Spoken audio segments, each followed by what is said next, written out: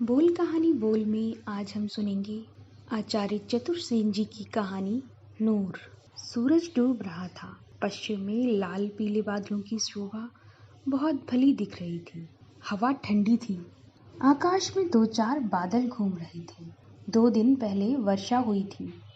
उसकी नमी अभी तक धरती और हवा में थी। अगस्त का अंतिम सप्ताह बीत रहा था। विद्यानाथ बाबू खिन्न भाव से बनारस कैंट स्टेशन पर रिक्शे से उतरे। उनका मन बहुत खराब हो रहा था। उदासी के कारण उनका मुंह नीचे की ओर झुका हुआ था। उन्होंने चुपचाप तांगे वाले को पैसे दिए और हैंडबैग हाथ में लटकाकर सीढ़ी चढ़ गाड़ी में आ बैठे। कुली ने उन्हें पुकारकर हैंडबैग ले चलने को कहा। वह उन्होंने सुना नहीं। उन्हें टिकट खरीदना है, यह भी वह भूल गए। गाड़ी प्लेटफॉर्म पर खड़ी थी। डिब्बे में भीड़ नहीं थी। एक और हैंडबैग फेंककर वह बर्थ पर उड़क गए। बहुत सी अशांत करने वाली बातें उनके मन में घूम रही थीं। उन्होंने यह भी नहीं देखा कि डब्बे में अंधकार था। अतः इन्होंने यह भी नहीं देखा कि डिब्बे में और कौन कौन है।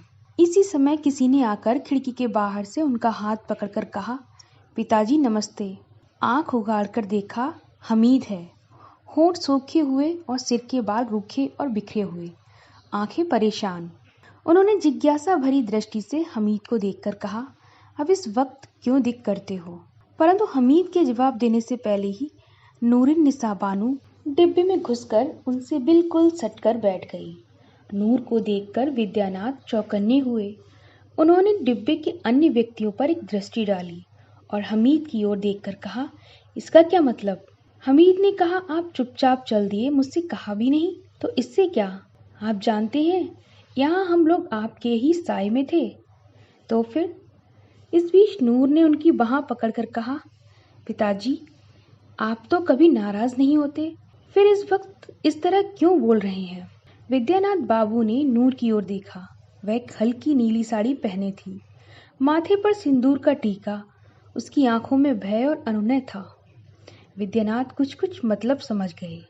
हमीद ने कहा, नूर आपके साथ दिल्ली जा रही है पिताजी, यह उसका टिकट है। उसने टिकट उसके आगे बढ़ाया। विद्यानाथ को टिकट देखकर याद आई कि उन्होंने अपना टिकट ही नहीं लिया। उन्होंने कहा, टिकट तो मुझे भी लेना था, मैं लाता हूँ। हमीद दौड़ चला।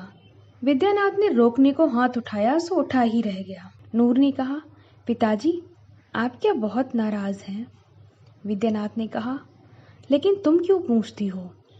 इसलिए कि मैं आपकी पनाह में हूँ। एक बेबस औरत जिसकी पनाह में हो उसकी नाराजगी कैसे देख सकती है? नूर ने धीमे स्वर में कहा। विद्यानाथ ने देखा उसकी आंखों में आंसू छलछला रहे हैं और उसके होंठ कांप रहे हैं। उन्होंने घबराकर कहा, यह क्या बेवकूफ़ी है? लेकिन आपको तकलीफ हो तो मैं नहीं जाऊंगी, मेरा जो होगा सो होगा। इस बीच में हमीद टिकट लेकर आ गया। गाड़ी ने भी सीटी दी। व्यग्र भाव से विद्यानाथ ने पूछा, नूर को कहाँ पहुँचना होगा? वह आपके पास ही रहेगी पिताजी, बाद में देखा जाएगा। गाड़ी चल दी। हमीद ने दोनों हाथ जोड़कर कहा, नमस्ते पिताजी, और विद्यानाथ ने गदगद कंठ से कहा, जीते रहो। गाड़ी की गति तेज हुई। हमीद प्लेटफॉर्म पर दोनों हाथ जोड़े जड़वत खड़ा रहा और विद्यानाथ खिड़की से सिर निकालकर उसे एकाटक देख रहे थे।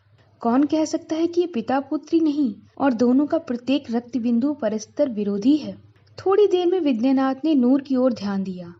उन्होंने देखा उसकी आंखों से अविरल अश्रुधारा बह रही है। विद्यानाथ क्या कहें क्या करें यह निर्णय नहीं कर सके। उनसे ना सांत्वना देते बन पड़ा, ना वह उसे कठिनाई और खतरे को व्यक्त कर सके जिसमें वह अपने साथ नूर को ले जाकर पड़ गए थे। परंतु उनका हृदय इस असहाय लड़की के आंसू सहन न कर सका। उन आंसुओं में बेबसी, भय, चिंता और न जाने क्या क्या संभाव्य असंभाव्य था। यह विद्यानाथ के सुसंस्कृत मन से अज्ञात न रहा। उन्होंने हैंडबैग खोलकर हिंदी अंग्रेजी की कई मैगजीनें तथा 2-3 पुस्तकें निकालकर उसके सामने बिखेरते हुए कहा, इलस्ट्रेटेड वीकली में एक कार्टून तुमने देखा है? लेडी साहिबा कह रही हैं जब तुमने विवाह का प्रस्ताव किया था तब मेरे मुंह में चॉकलेट भरा था, इसी से बोल ना सकी। मेरे मौन को तुमने स्वीकृति समझ लिया, यह तुम्हारी मूर्खता है। इतना कहकर बीकली का वह पृष्ठ नूर के सामने फैलाकर विद्यानाथ खिलखिलाकर हंस पड़े। नूर हंस न सकी। परंतु उसके आंसू थम गए। उसने शून्य दृष्टि वीकली पर डाली और पृष्ठों को उलटने पलटने लगी। विद्यानाथ ने यह यथेष्ट समझा। उन्होंने अघा कर सांस ली और सीट पर पीठ का सहारा लेकर बैठ गए। रेल दौड़ी जा रही थी।